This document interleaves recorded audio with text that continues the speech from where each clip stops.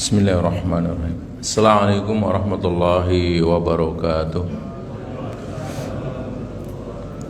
Innal hamdalillah nahmaduhu wa nasta'inuhu wa nastaghfiruh wa na'udzu billahi min sururi anfusina wa min sayyiati a'malina. May yahdihillahu fala mudhillalah wa may yudlilhu fala hadiyalah. Asyhadu an la ilaha illallah wahdahu la syarikalah wa ashhadu anna Muhammadan abduhu wa rasuluh. Allahumma salli wa sallim wa barik ala nabiyyina Muhammadin wa ala alihi wa sahbihi ajma'in. Amma ba'du.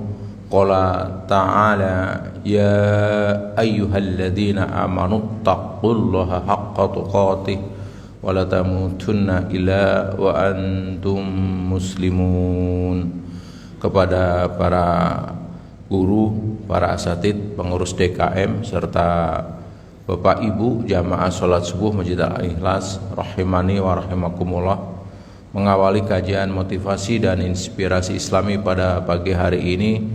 Pertama, tentu kita semua merasa wajib untuk senantiasa bersyukur kehadirat Allah Ta'ala, di mana atas segala karunia-Nya kesempatan subuh pagi hari ini Allah Ta'ala takdirkan kita semua bisa kembali melaksanakan sholat subuh secara berjamaah, yang tentu tidak semua hamba Allah diberi kesempatan seperti kita.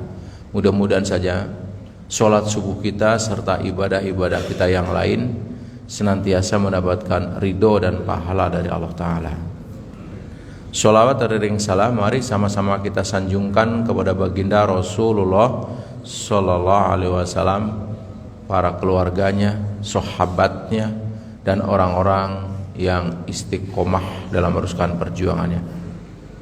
Bapak Ibu, izinkan pagi hari ini saya meneruskan bedah buku kita, buku Revolusi Pola Hidup, Solusi Cerdas Menarik Keberuntungan dan Keberkahan. Sedikit mengulang untuk nyambung materi hari ini, bahwa kalau ditanya mengapa kita perlu merevolusi pola hidup kita, jawabannya karena pola hidup kita adalah rancangan takdir kita. Agar tidak salah memahami bahwa takdir itu ada 3. Takdir yang tidak bisa dirubah, takdir mubroh, jumlahnya sangat sedikit. Kemudian takdir yang tidak bisa dihindari tapi bisa dikelola, seperti sakit, terima dengan ridho, maka sakitnya akan menjadikan asbab doa menjadi makbul. Yang ketiga, takdir yang 100% diserahkan kepada manusia. Bahasa yang berbeda, hidup adalah pilihan. Dalam bahasa pesantren disebut takdir mu'alaq. Jadi ini yang dalam kaitannya buku ini tentu yang dimaksud adalah takdir yang mu'alaq, takdir yang bisa kita rubah. Nah, kemudian kalau hidup adalah pilihan, maka yang harus kita ingat berulang-ulang, nasib kita hari ini apapun kondisinya adalah hasil pilihan masa lalu yang telah kita putuskan. Tadi pagi kita bangun, sholat malam, diputuskan berangkat ke masjid. Sampailah di sini, takdir kita ada di masjid sekarang. Bagi yang tidak berangkat, ya takdirnya sekarang masih tidur misalkan ya.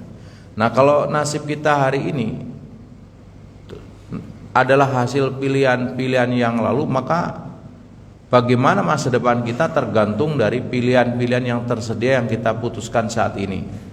Nah, untuk ke depan ya kita ngambil pilihan-pilihan yang mengantar takdir kita ke depan. Kalau kita sekarang memilih untuk menghafal Quran satu hari satu baris, sebulan yang akan datang takdir kita berubah menjadi seorang yang hafal 1 lembar misalkan seperti itu. Nah, ini sudah. Kemudian pointer yang perlu kita ambil adalah ubah takdir Anda dengan mengubah pola hidup lama Anda atau menciptakan pola hidup baru. Kenapa untuk mengubah takdir kita yang baru ini harus menciptakan pola hidup baru atau mengubah pola hidup lama? Alasannya sangat sederhana, karena dengan pola yang sama hanya akan menghasilkan hasil yang sama. Jadi kita kan ingin ada hasil berbeda yang lebih baik, yang lebih menyenangkan, membahagiakan. Maka kalau kita tetap dengan pola yang lama, hasilnya sama. Kalau ingin hasil yang berbeda, lakukan pola yang berbeda. Jadi dengan pola yang sama hanya akan menghasilkan hasil yang sama. Kalau ingin hasil berbeda, lakukan cara yang berbeda. Jadi kalau sholat kita sudah lama kok rasanya nggak bisa khusyuk, coba rubah pola. Kemarin kita sholat mungkin nggak paham yang baca, nggak tahu terjemahannya, dirubah. Kemarin kita sholat mungkin nggak disiplin tepat waktu, terus rubah pola. Karena dengan pola yang sama ya nggak akan mengubah apa-apa, hasilnya sama. Kalau ingin hasil berbeda, lakukan pola yang berbeda. Nah, hari ini masuk materi baru. Pola apa saja yang harus kita ubah? Minimal ada 3 pola hidup yang utama, yang untuk bisa menarik keberuntungan dan keberkahan kita dunia dan akhirat insyaallah. Yang pertama kita akan bicara pola fikir. Yang kedua pola hati, yang ketiga pola kerja. Nah, pagi hari ini kita akan coba pola fikir. Nah, pola fikir yang dapat menarik keberuntungan dan keberkahan minimal 4. Yang pertama, orientasi hidup kita pastikan akhirat. Yang kedua, kita harus melatih bagaimana setiap saat berpikir positif apapun yang menimpa kita.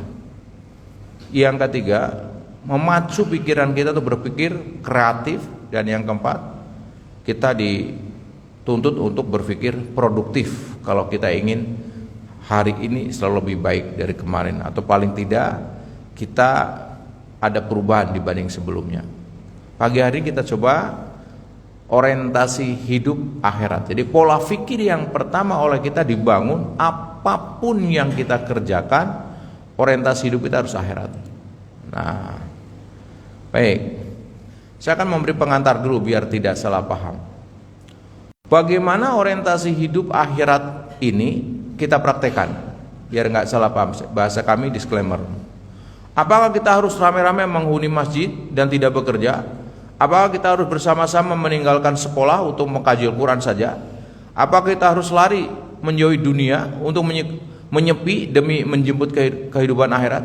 Apa sih yang dimaksud dengan orientasi akhirat? Apakah kita udah itikaf saja, kita kemudian zikir saja, nggak usah mikirin dunia, kita ngajinya Quran saja, nggak usah belajar ekonomi, belajar teknik dan sebagainya? Oke. Pertama-tama yang disebut orientasi hidup adalah pekerjaan pikiran. Yang disebut orientasi hidup adalah pekerjaan pikiran. Jadi yang bekerja pikirannya. Yang disebut orientasi hidup itu ada di pikiran, orientasi itu. Ada orang yang orientasi hidupnya hanya sampai ke dunia, dan ada orang yang orientasi hidupnya sampai akhirat. Tergantung bagaimana pikiran seorang menganut pola. Ada orang yang dunia yang dikejar, bahkan urusan agama dapatnya dunia. Sedekah itu kan urusan akhirat, tapi bisa dapat dunia biar populer, terkenal, dapat viewer dan sebagainya, jadilah urusan dunia. Tapi bisa juga pekerjaan-pekerjaan sifatnya dunia, kita bekerja dari berangkat pagi pulang sore, bisa menjadi akhirat kalau orientasinya akhirat. Jadi kalau ngomong orientasi hidup adalah pekerjaan pikiran, bukan pada tindakannya. Bisa jadi kita melakukan kelihatannya sholat, tapi orientasinya dunia, bisa biar dipuji, biar dianggap soleh, jadilah urusan dunia. Maka nanti akan ketemu ada dalam hadis Nabi orang-orang yang pertama dilempar ke neraka bukan dibayangkan oleh kita orang pezina dan sebagainya, tapi di mata kita secara dunia baik sekali. Pertama adalah orang mati syahid gitu kan. Nah ternyata ketika dicek, kenapa dia malah dilempar ke neraka pertama? Secara dunia dia syahid, gugur di medan perang, tapi orientasinya dunia, karena ingin agar kesahidannya disebut sebagai pahlawan, sebagai orang pemberani dan sebagainya. Itu ya orientasi. Nah, orientasi hidup akhirat maksudnya adalah orientasi akhirat berarti kebaikan yang hendak kita lakukan sudah ada, nawaitu lillahi ta'ala dulu. Jadi niatnya itu memang untuk akhirat, bukan dipersembahkan untuk dunia. Kalau kita membangun, mungkin ada sebagian orang merusaknya, tetaplah membangun. Kalau kita berbuat baik kepada seorang, mungkin orang itu mencacinya, tetaplah berbuat baik. Karena pada akhirnya yang kita akan bukan antara aku dengan engkau, tapi antara aku dengan Tuhanku. Itu orientasi akhirat. Orientasi akhirat berarti kita meyakini bahwa balasan yang benar-benar kita harapkan adalah dari Allah. Tadi mungkin kita senyum, orang manyun tetap senyum karena kita melakukan itu akhirat. Kita menyapa orang cuek, tetap aja menyapa, seperti itu gambarannya ya. Kita bersedekah mungkin direndahkan, tetap sedekah dan sebagainya. Karena pada akhirnya kita melakukan amal itu bukan antara aku dengan engkau, tapi antara aku dengan Allah Subhanahu wa taala. Itu orientasi hidup akhirat. Jadi pekerjaan pikiran. Dasarnya apa? Yang pertama kita akan membaca landasan orientasi hidup harus akhirat lebih dahulu baru dunia di surat Al-Qasas surat 28 atau 77.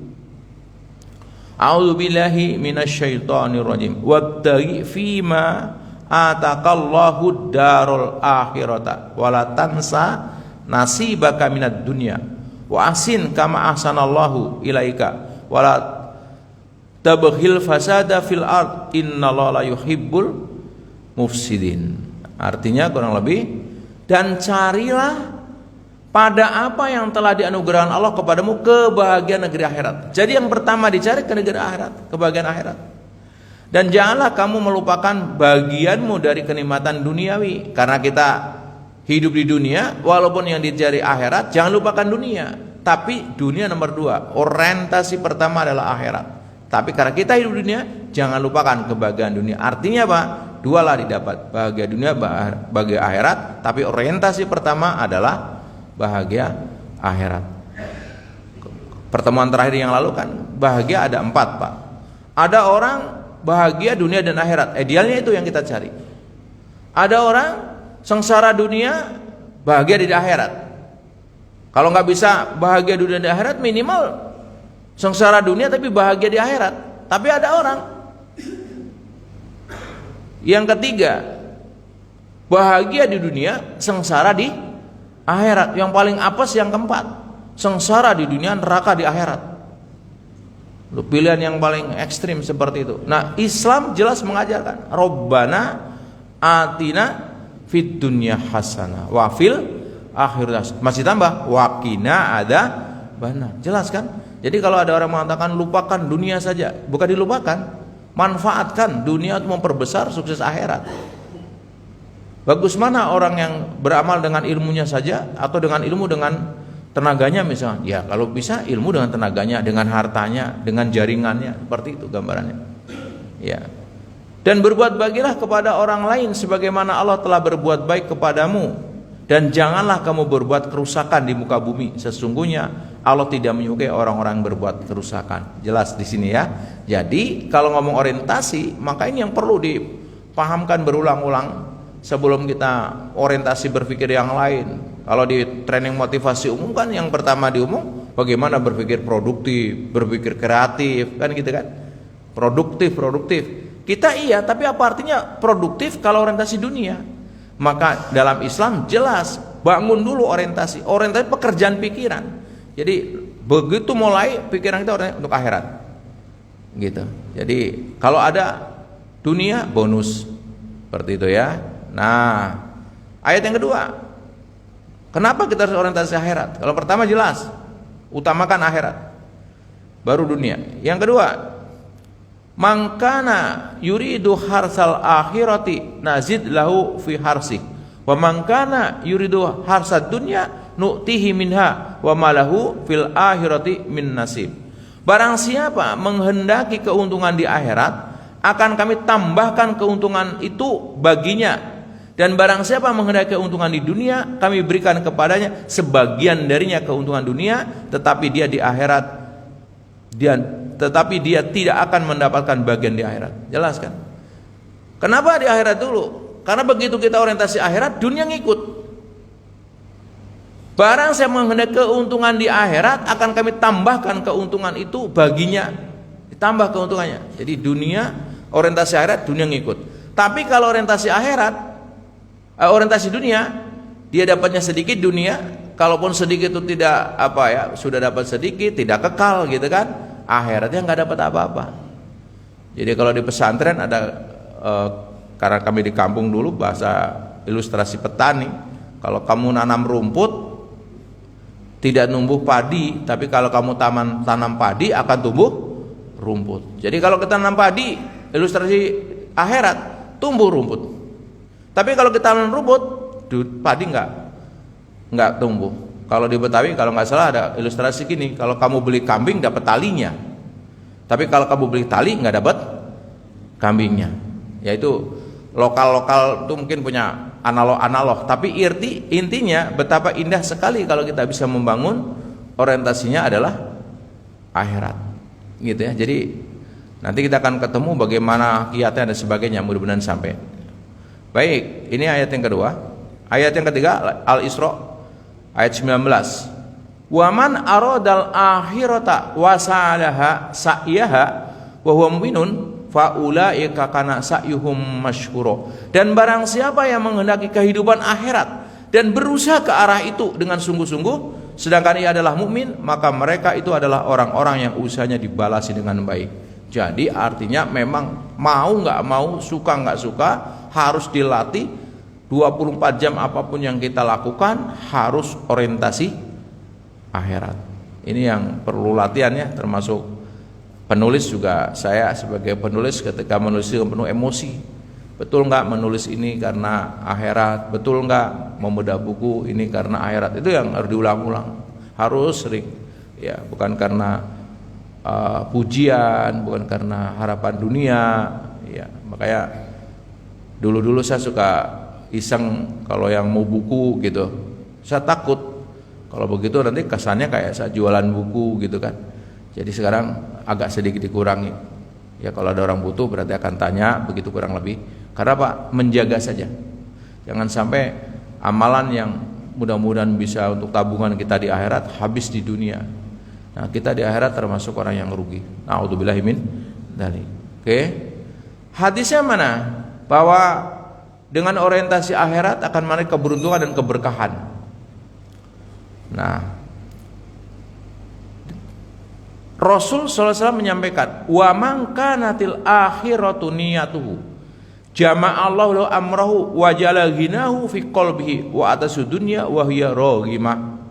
Dan barang siapa menjadikan akhirat sebagai tujuannya, maka Allah akan mengumpulkan keinginannya, menjadikan kekayaan dalam hatinya, dan dunia akan mendatangi secara berlimpah ruah. Hadis riwayat Ahmad. Bayangin aja Pak, ketika orientasi akhirat, Allah akan kumpulkan keinginannya, dibuat hatinya kaya, dunia akan mendatanginya secara berlimpah ruah. Ini mudah disampaikan, tapi dalam praktek perlu latihan. Itulah ngaji. Jadi ngaji itu bukan karena Bapak Ibu kita semua sebagian tidak tahu. Saya percaya di antara kita berulang-ulang, tapi bukan masalah berapa banyak kita tahu. Kita lagi mencari apa yang kita tahu sudah berapa banyak kita amalkan. Jadi saya ada di sini bukan mengajari sama sekali, siapalah saya gitu. Saya untuk mengingatkan diri saya dan Bapak Ibu sekalian. Kita mungkin sudah terlalu banyak tahu, tapi pertanyaan sekarang, dari yang kita tahu, ya sudah berapa banyak yang kita amalkan. Jadi kumpul di sini kita lagi mengingat-ingat, ini udah diamalkan belum ya? Kalau belum ya kita mari latihan sama-sama. Karena goalnya kita akan mendapatkan bukan dari apa yang kita inginkan. Kita akan mendapatkan dari apa yang kita lakukan. Kita mendapatkan bukan dari apa yang kita tahu, yang kita lakukan. Ini goalnya. Jadi ngaji ini dalam rangka apa? Memotivasi kita. Siapa tahu pas disampaikan hadis ini, hidayah datang kepada kita. Kemarin-kemarin tidak tergerak, sekarang tergerak. Itu anugerah buat kita. Ya. Baik. Saya ngambil satu kisah sangat ekstrim berkaitan dengan orientasi akhirat. Di buku ini ada di halaman 45. Sosok Abdullah bin Al-Mubarak. Dalam bahasa Arabnya ditulis Abdullah ibnu Mubarak jama'allahu lahu mahsina. Terkumpul pada Ibnu Mubarak multi kebaikan. Jadi sosok yang Allah kumpulkan multi kebaikan padanya. Apa kebaikan-kebaikan yang ada pada Abdullah bin Mubarak tadi? Beliau seorang yang alim, zuhud, ahli ibadah, mujahid, muhadis, al-hafiz. Al-hafiz bukan kalau yang sekarang hafal 30 juz. Al-hafiz zaman dulu yang hafal 300.000 hadis apa bagaimana ya. Pokoknya hafal banyak sekali hadis. kaya, hobi berinfak, sastrawan yang fasih, lapang dada, hafalannya istimewa, dihormati, segera mengamalkan kebaikan, sabar untuk memperoleh kesuksesan, rutin menjaga kebaikan, hingga Allah menjadikannya teladan manusia yang sulit diilustrasikan. Saking hebatnya ini. Bagaimana sih kebaikan-kebaikan dia? Misalkan saking baiknya dia, misalkan kalau dia seperti umumnya orang populer yang umatnya di mana-mana, kalau ngaji di suatu tempat gitu kan, pindah, misalkan kalau di sini antar kota gitu. Suatu hari ngaji di sebuah tempat, begitu mulai dia ngelihat di pojok tertentu tiang misalkan yang biasa ada ngaji nggak ada, yang biasa ngaji di pojok sana kok nggak kelihatan ya? Setiap kali itu ada orang itu. Terus kalau di sini DKM yang menyampaikan, oh itu marbot kita, kemana? Di penjara. Kenapa di penjara dia? Ya ada masalah muamalah, dia terlilit hutang terus nggak bisa bayar sama pihak tertentu, dipenjarakan. Oh kalau gitu izin saya ketemu dengan yang memenjarakan dia, dan nanti setelah dari sana kita teruskan ngaji. Diantar tanya kenapa dia punya utang berapa, dibayar, tolong jangan kasih tahu saya yang bayar, pokoknya keluarkan dia biar dia ngaji, dibayarin utang jamaah itu dibayarin terus ngaji. Kalau di sini agak berat Ustadz begini, yang ada jamaahnya patungan melunasin hutang Ustadz gitu ya. Mudah-mudahan tidak. Ini gambaran coba. Segitu perhatiannya. Saya di sini udah berapa lama juga, terbatas nama-namanya. Paling pengurus DKM-nya saja yang biasa kontak. Kalau secara umum, mohon maaf, beliau luar biasa, nyambung gitu ya. Itu hebatnya dia. Terus suatu hari ada jamaah menyampaikan kepada dia, ya Syekh, tolong kami dibimbing haji. Oh, cari yang lain aja lah, saya enggak, kami panggil Ustadz. Ya udah kalau gitu kumpulkan OEDA-nya. Kalau zaman sekarang mungkin 40 juta misal gitu. Dikumpulkan, ada 30 orang. Kumpulin amplopnya 40 juta masing-masing kalau sekarang gitu kan. Terus berangkat dibimbing sama dia selama haji sama Abdullah bin Mubarak itu. Mana yang sunnah, mana yang wajib, mana yang mubah, mana yang enggak boleh kerjakan. Wah, dibimbing total. Nah menariknya, setiap kali ngelewatin tempat-tempat perbelanjaan, kalau zaman sekarang ada pasar koma gitu ya, itu orang-orang sudah beli, oh ambil oleh-oleh sebanyak-banyaknya, nanti saya yang bayarin, kan uangnya ada di saya. Kasih tetangga-tetangga, muliakan dia dan sebagainya, beli ini beli itu, sampai orang rembong untuk ngambil oleh. Sudah, singkat cerita pulang haji, dia kumpulkan apa kalian, dia sampaikan, ikhlas apa yang saya lakukan selama haji, ikhlas apa kalian ikhlas apa yang akan saya lakukan? Dia kan nggak tahu jamaah ikhlas. Kalau gitu maju satu-satu, jamaahnya. Amplop yang kemarin diberikan dikembalikan, diterima sama olehnya, pulang. Udah jangan protes, jangan pulang, kamu kan udah ikhlas. Jangan dibuka, langsung ambil amplopnya, pulang. Sampai di rumah dibuka, amplopnya masih utuh 40 juta. Jadi beliau sedekah, yang bimbing haji, yang ngasih oleh-oleh, yang gratisin haji. Masya Allah, ini kayak apa hebatnya gitu. Lalu kita bertanya, bagaimana ada seorang yang punya sosok yang seperti Abdullah bin Mubarak? Siapa bapaknya? Nah, saya lihat bapak di bawahnya. Bapaknya bernama Mubarak. Jadi ternyata dia namanya Abdullah bin Al-Mubarak. Jadi Abdullah anaknya Pak Mubarak. Bapaknya nama Mubarak, hamba saya dari India yang bekerja sebagai penjaga kebun anggur milik pimpinan dan hakim negeri Marwa bernama Nuh bin Maryam. Jadi ceritanya karirnya Mubarak itu, bapaknya Abdullah tadi merantau, kemudian dia ikut hakim agung tadi sebagai pembantu awalnya, pembantu rumah tangga. Rumah tangga jujur, baik, kemudian dipanggil Mubarak, karena kamu baik, karirmu naik, besok promosi. Apa? Tugas baru menjaga kebun anggur, tapi agak jauh dari sini. Kamu tinggal di sana, jaga kebun anggur. Hanya itu akadnya. Sampai di sana sudah dijaga betul, dari dibersihkan, dirapikan, pokoknya anggur itu lebat, ya, kebunnya juga terus dijaga betul, takut ada yang nakal. Nah, setelah sekian lama, ini ada kisah yang berbeda, ada yang mengatakan beberapa tahun, ada yang mengatakan 10 tahun. Ininya agak lama lah, saya juga nyari beberapa beda-beda pendapat. Ada yang mengatakan 10 tahun. Nah, 10 tahun udah jaga kebun anggur, kemudian dikasih tahu sama Nuh bin Maryam tuannya, Mubarak, tolong petikan anggur yang bagus-bagus karena akan ada tamu rombongan akan pesta kebun, dimakan anggur di kebun gitu, ada konglomerat kalau sekarang ya, ada menteri dan sebagainya. Nah, waktu yang ditentukan tiba, Mubarak metik anggur. Setelah itu disajikan kepada tamu-tamu. Menariknya tamu-tamu pada ngelepain makanannya. Ternyata salah petik dia. Kemudian Nuh bin Maryam marah sekali. Kamu tadi petik anggur yang kayak apa? Yang paling bagus. Yang kayak apa? Yang begini. Salah itu belum matang namanya. Gitu kan. Loh, saya tidak tahu. Nah, kamu jaga anggur udah berapa lama di 10 tahun? Emang kamu nggak pernah merasakan tuh anggur yang begini, anggur nggak pernah? Kamu nggak pernah makan anggur? Nggak pernah. 10 tahun jaga anggur nggak pernah kebun. Kok bisa? Ya akadnya dari bapak dulu. Kan saya suruh jaga kebun anggur. Bapak nggak bilang halal makan anggurnya. Kira-kira kalau kita yang jaga anggur gimana, Pak?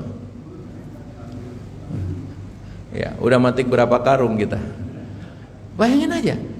Ini didikan orang tuanya luar biasa. Orientasi akhirat. Sampai-sampai tinggal di kebun anggur karena ngerasa nggak ada akad, nggak mau. Kagetnya luar biasa Nuh bin Maryam. Ini orang apa malaikat di hatinya itu. Kemudian, tapi dia Nuh bin Maryam orang pintar, menyembunyikan kekagetannya. Lalu ditanya, tapi kamu salah. Iya salah Tuhan. Karena kamu salah saya akan hukum. Saya siap Tuhan. Tapi tolong hukuman Tuhan nggak boleh bertentangan dengan hukum Allah.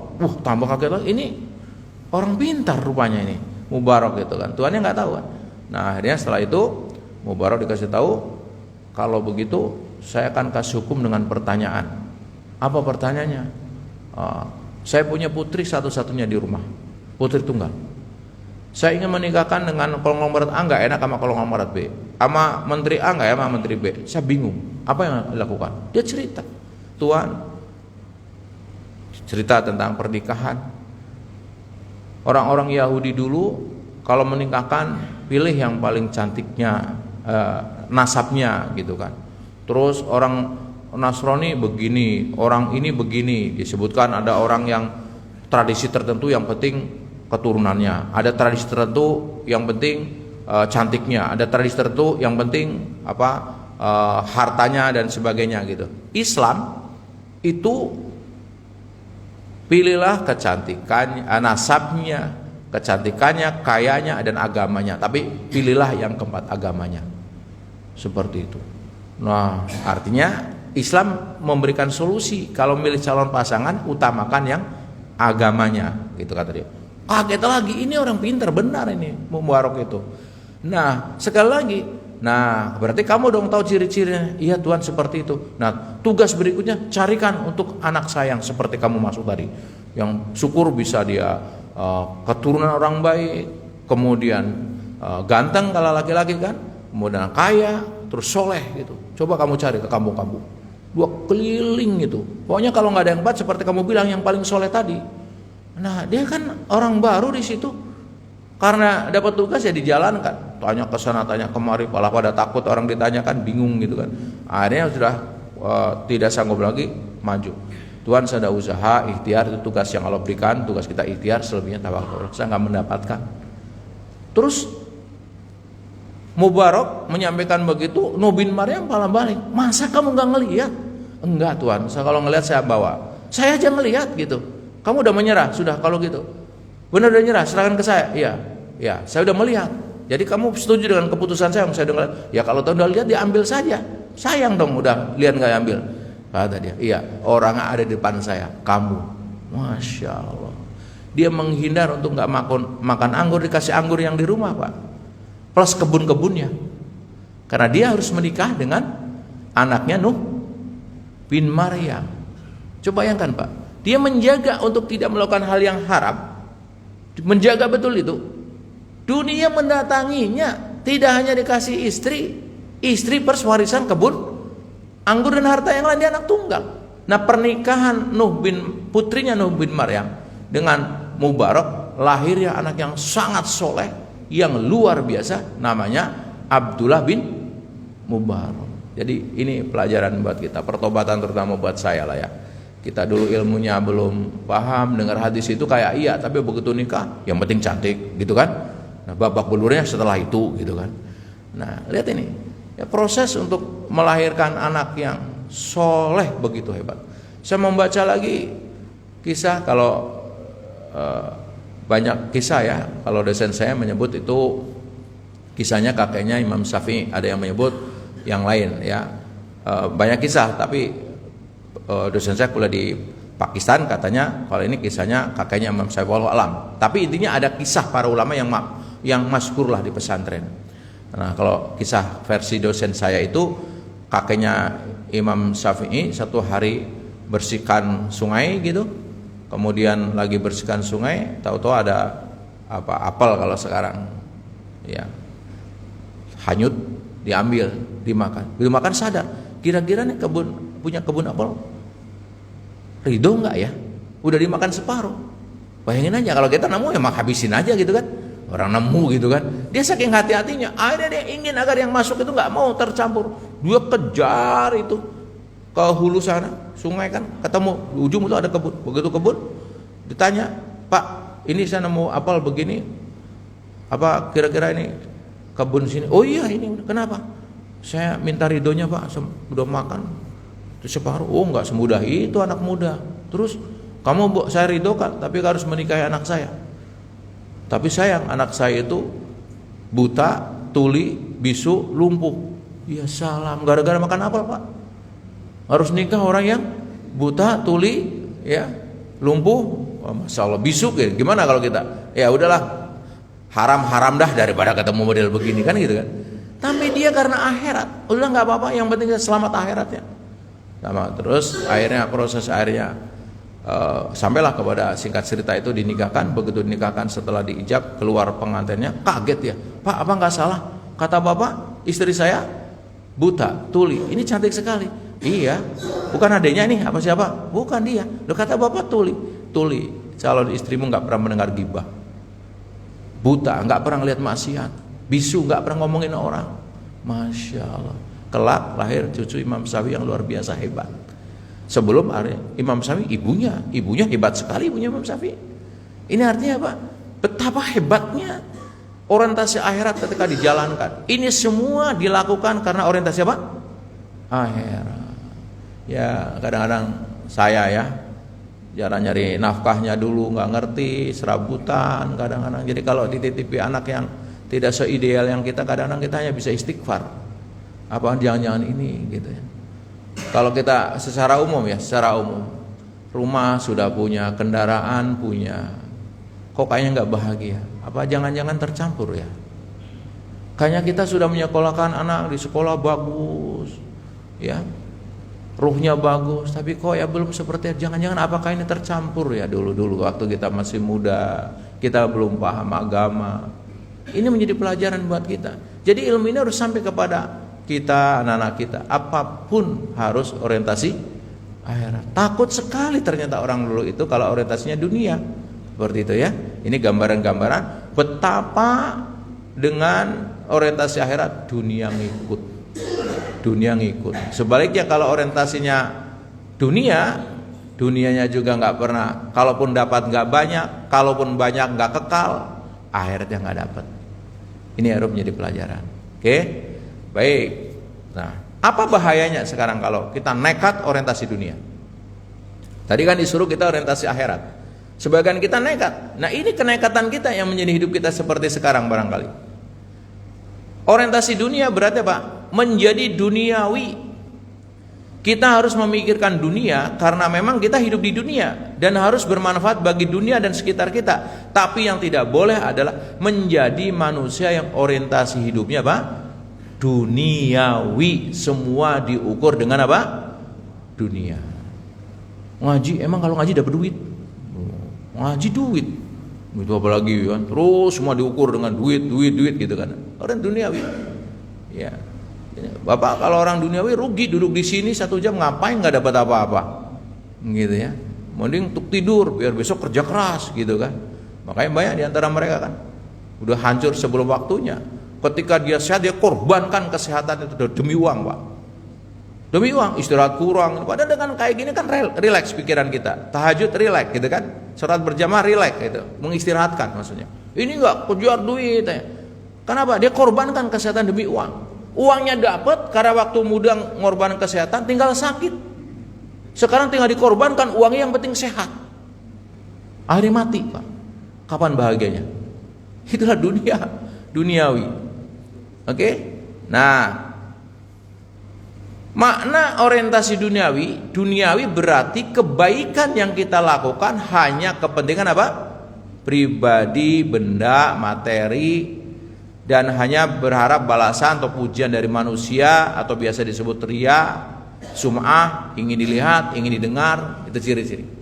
Jadi orientasinya untuk penghargaan untuk dirinya, pujian dan sebagainya. Ada yang mengatakan bahwa suatu pekerjaan disebut duniawi dan ukhrawi dilihat dari dampaknya pada diri kita.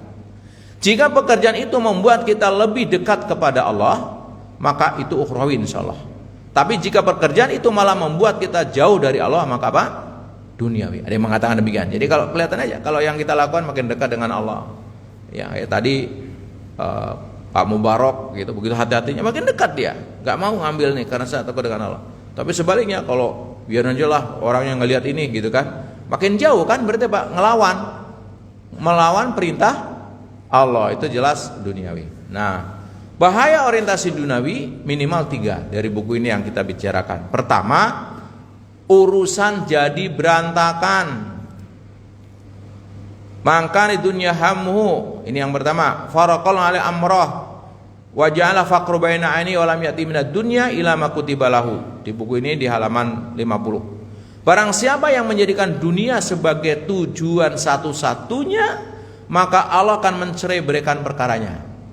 Menjadikan kemiskinan depan matanya, ia tidak diberikan bagian dari dunia kecuali yang telah ditetapkannya. Berantakan, Pak. Kita lihat sekarang, nggak usah yang dulu-dulu lah.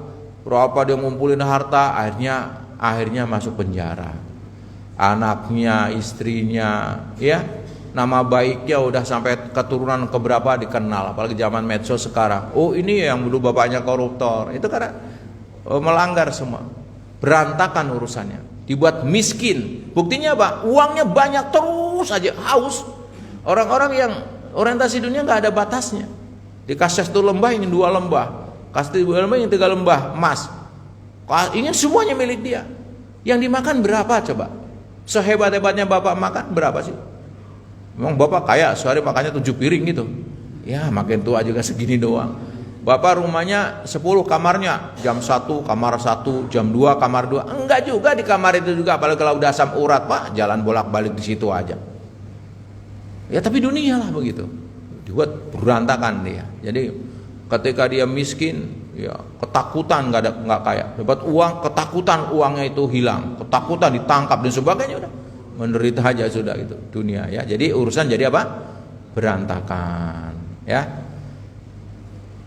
Ibnu Qayyim menyampaikan apa? Muhibbud dunya la yanfaq min thalas. Hammun lazimun wa ta'abun daimun wa hasratun la tanqadi. Pecinta dunia tidak akan terlepas dari 3. Tidak akan terlepas, selalu ada 3. Pecinta dunia. Pertama, kesedihan atau kegelisahan yang terus menerus. Gelisah, Pak. Miskin gelisah pengen punya uang. Punya uang gelisah, uangnya habis, uangnya hilang. Gelisah lagi, wah ditipu nanti. Gelisah. Ya. Yang kedua, kecapean, keletihan yang berkelanjutan. Letih, Pak, mikirin dunia. Ya.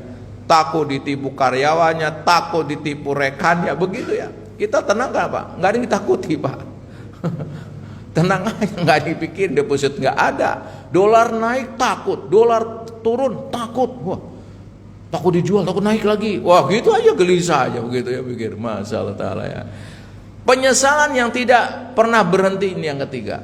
Misalkan ada rumah makan, dia menyiapkan makanan banyak hari libur misalkan, begitu masak ternyata kodoro tetangga ada yang hajatan, kehabisan makanan. Harusnya orang punya restoran tadi disiapkan untuk jam 9 pagi, jam 9 malam, jam 1 udah habis. Dia pun menyesal. Menyesal selalu. Tahu mau diborong, saya bikin lebih banyak lagi. Jadi bukan alhamdulillah ini bisa tidur siang gitu kan. Tidak, pencinta dunia akan menyesal juga. Menyesal, tahu begini saya bikin lebih banyak lagi. Begitu aja. Ini pecinta dunia. Tidak akan pernah lepas dari 3 ini. Ya. Ini harus menjadi pelajaran buat kita. Nah, yang kedua apa? Yang pertama, urusan jadi berantakan. Yang kedua, tertolak kebaikannya di mata Allah. Barang siapa yang menghendaki kehidupan dunia dan perhiasannya, niscaya kami akan berikan kepada mereka balasan pekerjaan mereka di dunia dengan sempurna. Dan mereka di dunia tidak akan dirugikan. Itulah orang-orang yang tidak memperoleh di akhirat kecuali neraka. Dan lenyaplah di akhirat itu apa yang telah mereka usahakan di dunia, dan sia-sialah apa yang telah mereka kerjakan. Di surat Hud ayat 15-16. Ya, ini kita sama-sama tahu bahwa ada kisah, ya, kalau di buku ini kisah orang yang masuk neraka pertama tadi. Yang pertama Mujahid, ketika ditanya apa yang kamu lakukan ketika dunia? Oh, saya berjihad di jalanmu ya Allah. Kisah sering kata begitu. Kadabta, dusta kamu berjihad bukan karena mencari ridhoku, kamu berjihad mati syahid biar disebut pahlawan. Malaikat lempar di neraka. Ya. Yang kedua orang alim, ketika tanya apa yang kamu lakukan dengan nikmatku kepadamu? Oh, saya mengajar karena engkau mengharap ridhomu. Saya mengajarkan Quran karena ridhomu. Kadabta, dusta kamu biar ngaji biar disebut qori terkenal, kamu ngajar biar disebut alim dan sebagainya. Malaikat lempar. Yang ketiga orang yang bersedekah luar biasa, ditanya apa yang kamu lakukan terhadap nikmat yang aku berikan padamu dengan harta yang banyak? Oh, dengan nikmatmu saya mencari ridhomu, saya bersedekah dan sebagainya. Bersedekah karena mencari ridhomu. Kadabta, kamu dusta, kamu bersedekah biar disebut dermawan, dan kamu semua sudah dapat di dunia. Malaikat lempar dia. Ini urusannya ditolak oleh Allah Subhanahu kebaikan-kebaikan kita. Jadi ini pelajaran lah buat terutama saya dan keluarga, dan mudah-mudahan Bapak Ibu bisa mengambil hikmah. Hati-hati betul kita melakukan apa-apa harus pasang niat orientasi apa? Akhirat. Jangan sampai urusan berantakan, tertolak dan tergabah, menyimpang, dan sangat mungkin mengajak orang lain menyimpang. Ya. Di surat Mu'minun ayat 74 Allah berfirman, wa innal ladzina la yu'minu bil akhirati anis sirati lanaqibun. Dan sesungguhnya orang-orang yang tidak beriman kepada negeri akhirat benar-benar menyimpang dari jalan yang lurus. Ya. Alladzina yastahibbunal hayatad dunya alal akhirati wasudduna ansabillah wa yabghunaha iwaja ulaika fi dhulalim ba'id. Yaitu orang-orang yang lebih menyukai kehidupan dunia daripada kehidupan akhirat, dan menghalang-halangi manusia dari jalan Allah dan menginginkan agar jalan Allah itu bengkok. Mereka itu berada dalam kesesatan yang jauh. Jadi risiko sekali orang-orang yang orientasi dunia ada 3, urusannya berantakan, tertolak kebaikannya, menyimpang dan sangat menyimpang, dan masih banyak lagi. Kalau tambah lagi dengan apa yang disampaikan oleh Ibnu Qayyim tadi, selalu kelelahan, penyesalan, ya, dan sebagainya. Intinya menderita sekali lah mereka yang orientasi dunia. Nah, nanti di pertemuan yang akan datang kita akan belajar apa solusinya agar orientasi hidup kita akhirat. Jadi kita baru bicara bahaya orientasi dunia, biar nggak terputus. Insya Allah Taala kita akan berbicara di pertemuan yang akan datang bagaimana kita agar orientasi hidup kita akhirat dengan segala langkah-langkahnya. Izin saya tidak bisa sampai akhir karena saya ada tamu dari Singapura di pesantren kami dan kami harus ketemu pagi ini. Jadi pamit, saya tidak bisa seperti biasa agak lebih lama lagi.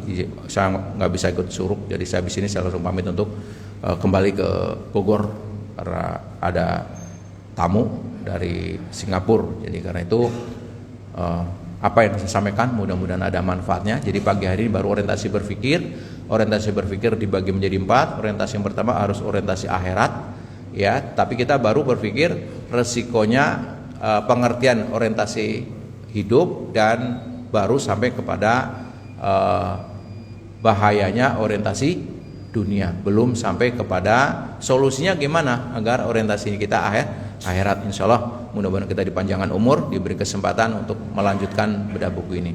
Kalau ada yang benar datangnya dari Allah Ta'ala, kalau ada yang salah itu murni dari saya pribadi. Mari Bapak Ibu kita tutup ngaji kita dengan doa kafatul majlis. Subhanaka Allahumma wa bihamdika asyhadu an la ilaha illa anta astaghfiruka wa atubu ilaik. Lebih dan kurangnya saya mohon maaf. Assalamualaikum warahmatullahi wabarakatuh.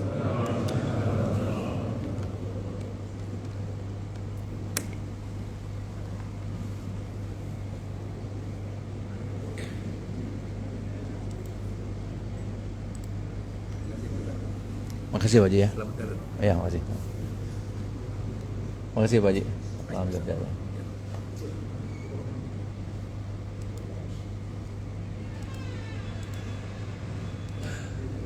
Makasih Pak Haji. Alhamdulillah.